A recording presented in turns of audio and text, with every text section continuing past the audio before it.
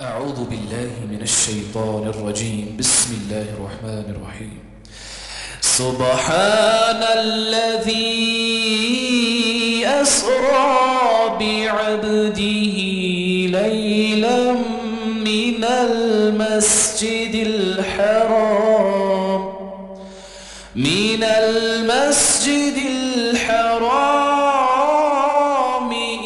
المسجد الأقصى الذي باركنا حوله لنريه من آياتنا إنه هو السميع البصير۔ السلام علیکم ورحمۃ اللہ وبرکاتہ۔ امید ہے کہ آپ خیرت سے ہوں گے اور اللہ کو راضی کرنے میں لگے ہوں گے۔ تو چلیے آج ہم معراج کا واقعہ اور مدینہ کے اندر اسلام کس طریقے سے پھیل گئی اس بات کو آج ہم شروع کرنے والے ہیں۔ تو چلیے تو دیکھتے ہیں، جب حضور صلی اللہ علیہ وسلم کی عمر مبارک 25 برس کی تھی تو آپ صلی اللہ علیہ وسلم نے بی بی خدیجہ رضی اللہ تعالی عنہ کے ساتھ نکاح فرمایا۔ تو جب آپ صلی اللہ علیہ وسلم غار حرا میں اللہ کو یاد کیا کرتے تھے، تو جب حضور صلی اللہ علیہ وسلم کی عمر مبارک 40 برس کی ہوئی تو آپ صلی اللہ علیہ وسلم کو نبوت مل گئی 40 عمر میں۔ نبوت ملنے کے بعد جو مدینہ کے اندر کافر لوگ تھے، مکہ کے اندر آپ صلی اللہ علیہ وسلم پر وہ بہت ظلم کیا کرتے تھے، جس کی انتہا بہت زیادہ تھی۔ تو 3 سال کے بعد شعیب ابی طالب میں قید رہنا پڑا، اور جب آپ صلی اللہ علیہ وسلم کی عمر مبارک 50 برس کی ہوئی تو آپ صلی اللہ علیہ وسلم کے جو چچا تھے اور خدیجہ رضی اللہ تعالی عنہ تھی، ان کا انتقال ہوا۔ پھر آپ صلی اللہ علیہ وسلم طائف تشریف لے گئے۔ ارادہ یہی تھا کہ طائف کے اندر بہت زیادہ لوگ ہیں، وہاں پر بادشاہ بھی ہیں، اگر میں ان بادشاہوں کو اسلام کی دعوت دوں گا تو زیادہ محنت نہیں کرنی پڑے گی اگر وہ بادشاہ مسلمان ہو گئے۔ لیکن جب حضور صلی اللہ علیہ وسلم وہاں پہنچے تو وہاں پر بھی وہ جو ظالم تھے انہوں نے آپ صلی اللہ علیہ وسلم کے ساتھ بہت ظلم کیا، یہاں تک کہ ان کافروں نے کہا کہ کیا اللہ کو آپ کو ہی بھیجنا تھا، آپ کو ہی اللہ نے پیغمبر بنانا تھا۔ دوسرے نے یہ کہا کہ میں آپ کی بات کو ماننے کے لیے تیار نہیں، میں یہ گوارا نہیں کرتا ہوں کہ آپ کی بات میں سنوں۔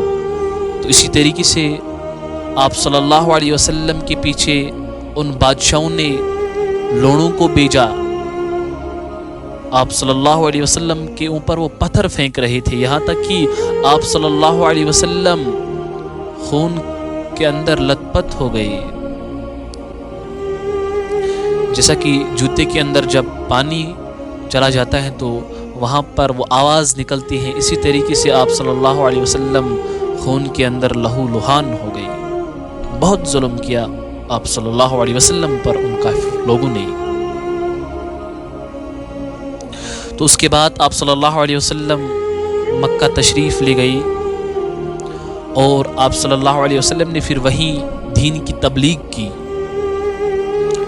اسی درمیان میں آپ صلی اللہ علیہ وسلم کے ساتھ ایک اچھا واقعہ پیش آیا، اسی کو ہم معراج کہتے ہیں۔ جب اسلام نازل ہوا تھا اس کے بعد جب 10 سال ہو گئے، اسی درمیان یہ واقعہ پیش آیا۔ تو جب حضور صلی اللہ علیہ وسلم سو رہے تھے تو جبرائیل علیہ السلام حضور صلی اللہ علیہ وسلم کے یہاں تشریف لے آیا۔ یہ وہی جبرائیل علیہ السلام تھا جو غار حرا میں آیا کرتا تھا، جو حضور صلی اللہ علیہ وسلم کے پاس وحی لایا کرتا تھا۔ جب بھی اللہ کے یہاں کوئی حکم ہوتا تھا تو یہی حضور صلی اللہ علیہ وسلم کے پاس وہ لایا کرتا تھا وحی کے ذریعے۔ تو اب جبرائیل علیہ السلام حضور صلی اللہ علیہ وسلم کے پاس آئے اور حضور صلی اللہ علیہ وسلم تیار ہوئے۔ تو اب جبرائیل علیہ السلام نے آپ صلی اللہ علیہ وسلم کو ایک گھوڑی پر سوار کر دیا، جس گھوڑی کا نام براق تھا۔ یہ اتنا تیز دوڑ سکتا تھا کہ جتنی تیز بجلی دوڑتی ہے، یعنی ایسا مان لیجیے آپ کی 2-3 سیکنڈوں میں یہ پوری دنیا کا چکر لگا سکتا تھا۔ تو آپ صلی اللہ علیہ وسلم اس براق پر سوار ہوئے تو جبرائیل علیہ السلام نے آپ صلی اللہ علیہ وسلم کو فلسطین کی مسجد اقصی میں تشریف لایا۔ وہاں سب پیغمبر علیہ السلام پہلے ہی آ چکے تھے، فرشتے بھی جمع تھے وہاں پر۔ تو پھر آپ صلی اللہ علیہ وسلم نے وہاں نماز پڑھائی۔ اب آپ کے ذہن کے اندر یہ سوال پیدا ہو رہا ہوگا کہ پیغمبر علیہ السلام تو انتقال کر چکے تھے، پھر وہ کیسے دوبارہ آ سکتے تھے؟ تو یہی بات ہے اصل کہ اللہ میاں کے قبضے میں سب کچھ ہے، وہ جو بھی کر سکتا ہے، وہ قدرت رکھنے والا ہے سب چیزوں پر۔ تو اللہ نے ہی ان سب کو جمع کر دیا تھا۔ جب آپ صلی اللہ علیہ وسلم نماز پڑھائی تو اس کے بعد جبرائیل علیہ السلام نے آپ صلی اللہ علیہ وسلم کو پہلے آسمان پر تشریف لے گئے۔ تو وہاں پر آپ صلی اللہ علیہ وسلم نے حضرت آدم علیہ السلام کے ساتھ ملاقات کی، جو کہ پہلے آسمان پر تھے۔ اس کے بعد پھر دوسرے آسمان پر حضرت عیسیٰ علیہ السلام کے ساتھ ملاقات کی۔ اسی طریقے سے تیسرے آسمان پر حضور صلی اللہ علیہ وسلم نے حضرت یوسف علیہ السلام کے ساتھ ملاقات کی۔ چوتھے آسمان پر آپ صلی اللہ علیہ وسلم نے ادریس علیہ السلام کے ساتھ ملاقات کی۔ اسی طریقے سے پانچویں آسمان پر حضور صلی اللہ علیہ وسلم نے ہارون رضی اللہ تعالی عنہ کے ساتھ ملاقات کی۔ چھٹے پر حضور صلی اللہ علیہ وسلم نے موسیٰ علیہ السلام کے ساتھ ملاقات کی، اور ساتویں آسمان پر حضور صلی اللہ علیہ وسلم نے ابراہیم علیہ السلام کے ساتھ ملاقاتیں کی، جو کہ حضور صلی اللہ علیہ وسلم کا دادا تھا۔ تو یہاں پر اگر ہم تھوڑا سا بات میں کھینچوں کہ اگر بیٹا عرشوں پر بھی پہنچ جائے تو باپ کے سامنے جھکنا ہی بہتر ہے، کیونکہ جو ابراہیم علیہ السلام تھا یہ حضور صلی اللہ علیہ وسلم کا دادا تھا۔ تو حضور صلی اللہ علیہ وسلم وہاں خود گئے، ان کے ساتھ ملاقات کی۔ تو یہاں پر اگر ہم تھوڑا سا بات کو اور کھینچے تو یہ نصیحت ملتی ہے کہ اگر بیٹا عرشوں پر بھی پہنچ جائے، اگر بیٹا دنیا کے اندر کوئی بھی مقام حاصل کرے تو باپ کے سامنے جھکنا ہی بڑائی ہے، کیونکہ اصل میں والدین نے ہی اس بیٹے کو اس مقام پر پہنچنے کے لیے بہت ساری قربانی دی ہوئی ہوتی ہیں۔ تو بہرحال جب حضور صلی اللہ علیہ وسلم نے حضرت ابراہیم علیہ السلام کے ساتھ ملاقاتیں کی، پھر اللہ تعالیٰ نے تو پھر آپ صلی اللہ علیہ وسلم نے حوض کوثر، جنت، دوزخ کی بھی سیر کی۔ تو اس کے بعد وہاں جبرائیل نے کہا کہ اس کے بعد میں یہاں سے نہیں چل سکتا ہوں، کیونکہ اللہ کے نور سے میرے جو یہ پر ہیں یہ جل جائیں گے۔ اس کے بعد حضور صلی اللہ علیہ وسلم خود اللہ کے دربار میں گئے، اللہ کے ساتھ ملاقات کی، اپنی آنکھوں سے اللہ کو بھی دیکھا دنیا کے اندر۔ تو جب وہاں گئے تو سجدے میں گر گئے ہمارے حضور صلی اللہ علیہ وسلم۔ تو اس کے بعد اللہ نے حکم دیا کہ تم پر 5 وقت کی نماز فرض ہو گئی ہیں، اور تمہاری امت پر بھی 5 وقت کی نماز فرض ہو گئی ہے۔ پھر آپ صلی اللہ علیہ وسلم واپس روانہ ہوئی تو پھر جب واپس آئے تو راستے میں مکہ کے کافر جو تھے وہ مل گئے، جو یہاں مکہ کے اندر تجارت کے لیے آیا کرتے تھے۔ تو جب آپ صلی اللہ علیہ وسلم کا براق ان کے پاس پہنچا تو آپ صلی اللہ علیہ وسلم نے سلام کیا۔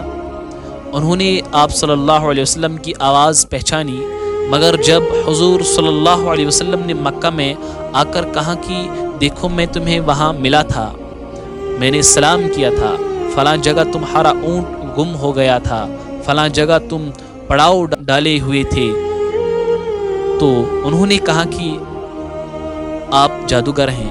تو ان لوگوں نے آپ صلی اللہ علیہ وسلم کو کہا کہ آپ جادوگر ہیں، کہ آپ جادو کے زور سے یہ چیزیں بتا رہے ہو۔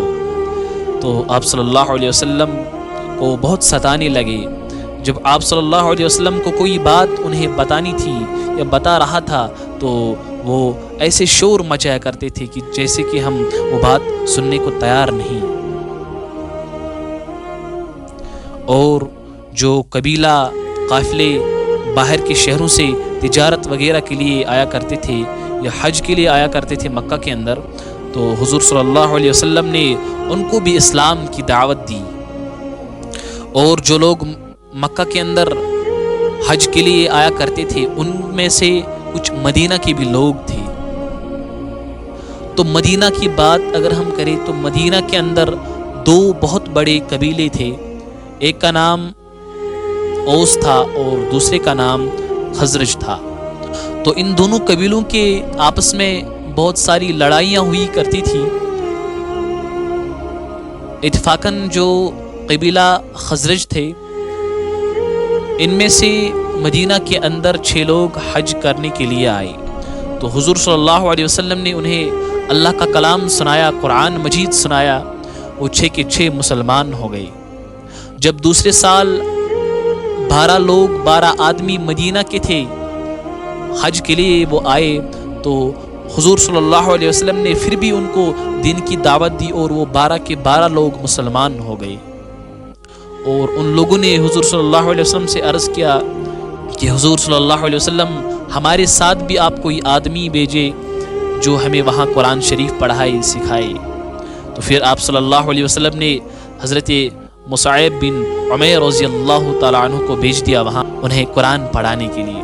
جب تیسرے سال 72 آدمی مدینہ کے جو تھے وہ مکہ کے اندر تشریف لے آئے، تو پھر آپ صلی اللہ علیہ وسلم نے انہیں اسلام کی دعوت دی۔ تو پھر جب وہ واپس مدینہ روانہ ہوئے وہ 72 لوگ، تو انہوں نے وہاں پر بھی اسلام کی دعوت پھر پھیلانی شروع کر دی۔ اسی طریقے سے بہت سارے آدمی مسلمان ہو گئے مدینہ کے اندر۔ تو حضور صلی اللہ علیہ وسلم کی زیارت کے لیے وہ تڑپانے لگے، وہ مدینہ کے لوگ، وہ ان کی چاہت یہی ہمیشہ رہتی تھی کہ ہم حضور صلی اللہ علیہ وسلم کی اب زیارت کریں گے۔ تو مدینہ کے اندر جو لوگ تھے اب مسلمان ہو چکے تھے، اب وہ تڑپتے تھے کہ ہم حضور صلی اللہ علیہ وسلم کی زیارت کریں گے۔ اسی طریقے سے آہستہ آہستہ مدینہ کے اندر اسلام پھیل گیا، اسلام کا بول بال اللہ نے اونچا کر دیا۔ اب حضور صلی اللہ علیہ وسلم نے تمام صحاباؤں کو اجازت دی کہ اب آپ مدینہ جا سکتے ہیں۔ جب کافروں کو معلوم ہوا کہ حضور صلی اللہ علیہ وسلم نے اجازت دی صحاباؤں کو کہ آپ اب مدینہ جا سکتے ہیں، کیونکہ وہاں پر اب بہت سارے مسلمان ہو چکے تھے، تو کافروں نے بہت کوشش تھی روکنے کی، مگر مسلمان نہ رکے۔ مسلمان پھر بھی وہاں گئے، صحابہ پھر بھی وہاں گئے، پھر بھی وہاں پر مسلمانوں کی تعداد بڑھتی گئی۔ اسی طریقے سے مدینہ کے اندر یہ دین پھیل گیا۔ تو مجھے امید ہے کہ آپ کو کچھ نصیحت اس بات سے مل گئی ہوگی۔ تو اب مجھے دیجیے اجازت۔